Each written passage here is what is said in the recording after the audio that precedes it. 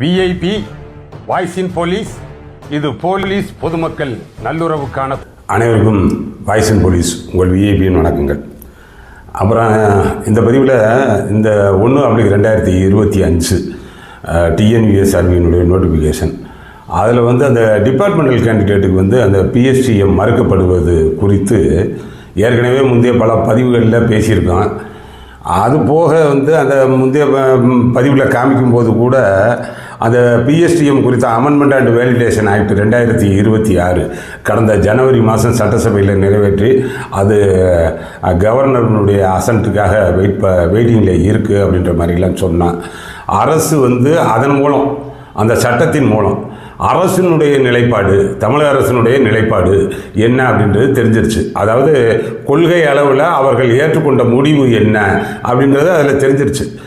அது என்னென்னா, அந்த குறைவான ஊதிய விகிதத்தில் இருக்கக்கூடியவர்கள் அதனை தாண்டி கொஞ்சம் அதிகபட்ச ஊதிய உயர்வுக்கு அடுத்த படிநிலைக்கு போகிற மாதிரி இருந்துச்சுன்னா அவர்கள் அந்த பிஎஸ்டிஎம் அவைல் பண்ணுறதுல எந்த தடையும் இல்லை அப்படின்றாங்க. அதாவது ஒரு உதாரணத்துக்கு, ஏற்கனவே ஃபயர்மேனாக இருக்கிறாரு, அதே 2ஆம் நிலையிலே இருக்கக்கூடிய 2ஆம் நிலை காவலருக்கு பிஎஸ்டிஎம் பயன்படுத்தி வரணும் அப்படின்னா அதுக்கு ஒரு தடை விதிக்கிறது நியாயம். அதே நிலை தானப்பா, ஏன் வர்றீங்க அப்படின்ற மாதிரி.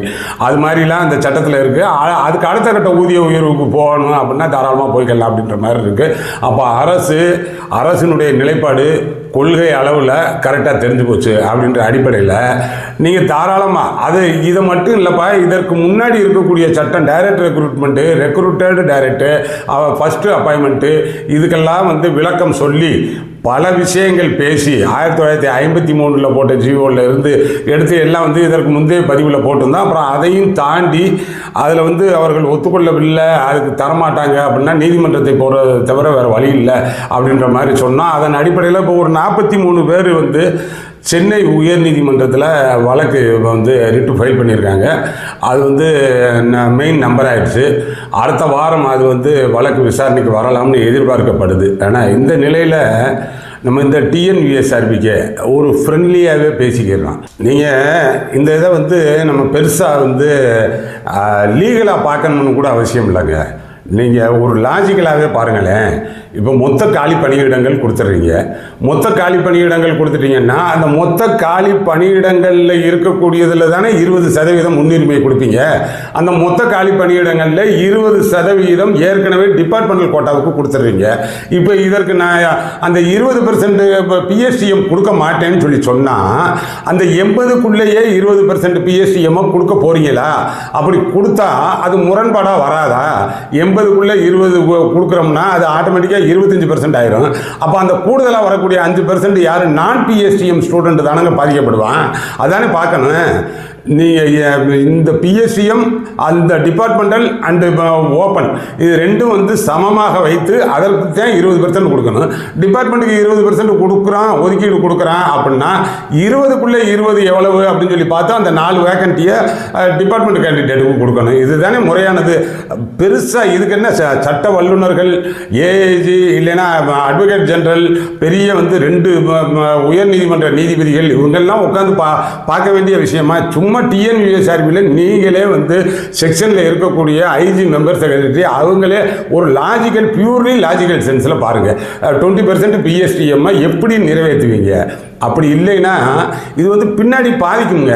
அதாவது இவர்களுக்கே ஆனால் இதை பாதிக்கும்னு குறித்து தான் அவங்க கூட உங்கள்கிட்ட கேட்டிருக்காங்க. பார்த்தீங்களா, அந்த ஒரு பசங்க அதில் தகவல் அறிவு உரிமை சட்டத்தில் கேட்டிருக்காங்க. ஒரு 17 கேள்வி வரைக்கும் கேட்டு அதில் பதில் வாங்கிட்டு கூட எனக்கு போட்டிருந்தாங்க. தமிழக அரசு 20% டிபார்ட்மெண்ட் கோட்டா கேண்டிடேட்டுக்கு 20% பிஎஸ்சிஎம் முன்னுரிமை வழங்க ஆணை பிறப்பிக்கப்படும் பட்சத்தில் கண்டிப்பாக அதனை நடைமுறைப்படுத்தப்படும் என்பதை தாழ்மையுடன் தெரிவித்துக் கொள்கிறோம் அப்படின்னு சொல்லி அந்த வழக்கமாக நமக்கு அவர் ரமேஷ் பாபு பொது தகவல் உள்ளவர் கொடுப்பார்ல, ஒன்றுக்குமாக அதை உப்புச்சப்பு இல்லாத ஒரு பொது தகவல் அலுவலர் அப்படின்ற பேரில் உட்காந்துக்கிட்டு ஒரு பொது தகவலாக கொடுத்துக்கிட்டு இருப்பார்ல, அவர் எதைத்தான் கொடுக்குறாரு. ஏன் தமிழக அரசு ஆணை பிறப்பிக்கப்படும் பட்சத்தில் கண்டிப்பாக அதனை நடைமுறைப்படுத்தப்படும் அப்படின்னா நடைமுறைப்படுத்தப்படாமையே இருப்பீங்களா? அதுக்கு ஒன்றும் நீங்கள் சொல்லணும்னு அவசியமே இல்லை. சரி, நீங்கள் சொல்கிற மாதிரி டிபார்ட்மெண்ட் கோட்டாவுக்கு கேண்டிடேட்டுக்கு 20% பிஎஸ்டிஎம் இல்லை அப்படின்னு சொல்லி அந்த சட்டத்தில் சொல்லியிருக்கா? பிஎஸ்டிஎம் சட்டத்தில் சொல்லியிருக்கா? நீங்கள் ஜிஓ அது இதெல்லாம் அந்த முரண்பாடெல்லாம் வேணாம். பிஎஸ்டிஎம் 2010 ஆக்டில் சொல்லியிருக்கா அப்படின்னா அதுவும் கிடையாது.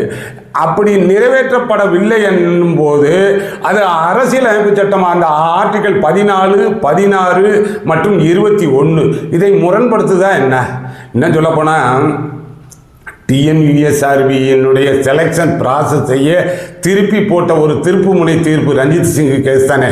இப்போ அந்த 2025 பெறப்பட்ட ரஞ்சித் சிங் வழக்கினுடைய தீர்ப்பு தானே. அதுலேயே முக்கியமாக அந்த தீர்ப்பினுடைய இது வச்சுருந்தீங்கன்னா பாருங்கள், அதில் 23ஆம் பக்கத்தில் இந்த இதை வந்து வயலேட் பண்ணுது அப்படின்றத முக்கிய சரத்தாக சொல்லுவாங்க. 14, 16 அந்த 21 அதில் என்னென்னா ரெட்ராஸ்பெக்டிவ் எஃபெக்ட் அப்படின்ற முறையில் அது வந்து அதை முரண்படுத்துது அப்படின்வாங்க. அதே மாதிரி தானே இப்போ நீங்கள் இந்த டிபார்ட்மெண்டல் கேண்டிடேட்டுக்கு பிஎஸ்டிஎம் மறுக்கிறது அப்படின்றது அந்த equality of opportunity in matters of public employment அதில் வந்து அவர்களுக்கு இருக்கக்கூடிய அந்த வேலை அமர்த்தங்கள் தொடர்பாக ஒரு சமமின்மையை தானே ஏற்படுத்துது.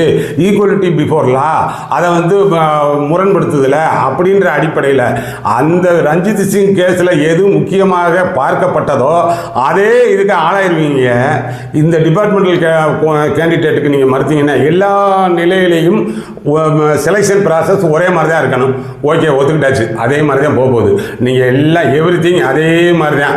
அந்த பியூர்லி அந்த என்ட்ரன்ஸ் எக்ஸாமில் இருந்து எலிஜிபிலிட்டி டெஸ்ட்டில் இருந்து அப்புறம் ஃபிசிக்கல் எஃபிஷியன்சியில் இருந்து அப்புறம் அவர்களுக்கான இன்டர்வியூலேருந்து எல்லாமே ஒரே மாதிரி தான் நடத்த போகிறீங்க. அந்த தனியாக ஒரு எடிட் ஆப்ஷன்லாம் கொடுத்தீங்க.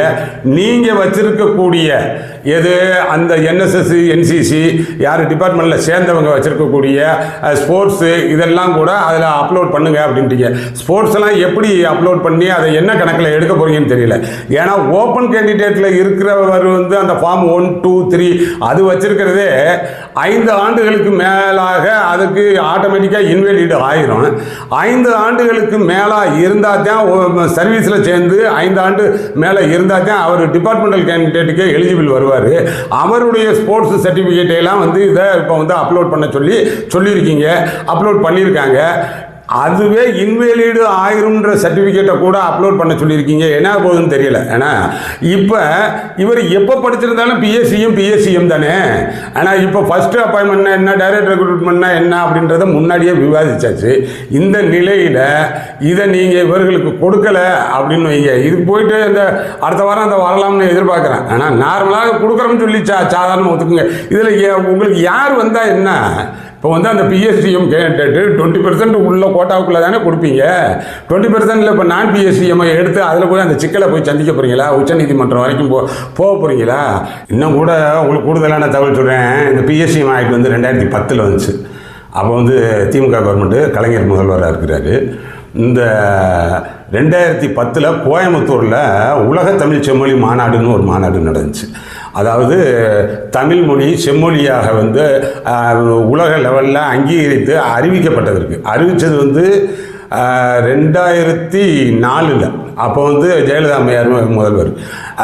அந்த மத்திய அரசு தான் அறிவிக்கும். மத்திய அரசு 2004 அறிவிக்கையில் அதில் ஒரு அரசியல், இந்த உலகத்தமிழ் செம்மொழி மாநாடு வந்து அப்போ கோயம்புத்தூரில் நடத்தி அது உலக அளவில் பிரபலம் ஆகலைன்னா ஒருவேளை அந்த செம்மொழி வாங்கி தந்தது அந்த அதிமுக அரசு ஜெயலலிதா அம்மையார் தான் அப்படின்ற மாதிரியே நின்றுக்கும்.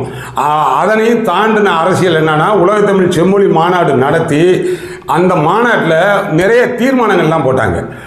அதாவது உலக பல்கலைக்கழகங்களில் வேர்ல்டு லெவலில் இருக்கக்கூடிய இம்பார்ட்டண்ட்டான யூனிவர்சிட்டியில் தமிழ் வந்து சொல்லிக் கொடுப்பதற்கான இருக்கை அமர்த்துறது, அதற்கு நிதி ஒதுக்கீடு பண்ணுறது, தமிழினுடைய பண்டைய நூல்களை வந்து ஆராய்ச்சி பண்ணுறது, அதற்கு வந்து நிதி ஒதுக்கீடு பண்ணுறது, தமிழ் படித்த மாணவர்களுக்கு வந்து முக்கியத்துவம் கொடுக்கறது, தமிழை நிறையா மாணவர்களை படிக்க வைக்கிறது, தமிழ் படித்த மாணவர்களுக்கான வேலை வாய்ப்பை உருவாக்குறது, இதெல்லாம் அந்த தீர்மானத்தில் வரும்.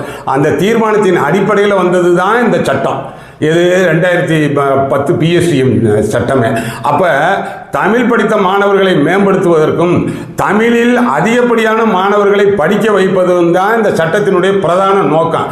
ஆனால் இப்போ இந்த டிஎன்யூஎஸ்ஆர்பியில் இருக்கக்கூடிய அந்த உயர் மட்டத்தில் இருக்கக்கூடிய அதிகாரிகள் நீங்கள் நடந்துக்கிறது அந்த சட்டத்தினுடைய நோக்கத்தையே சிதைக்கிற மாதிரி இருக்குது.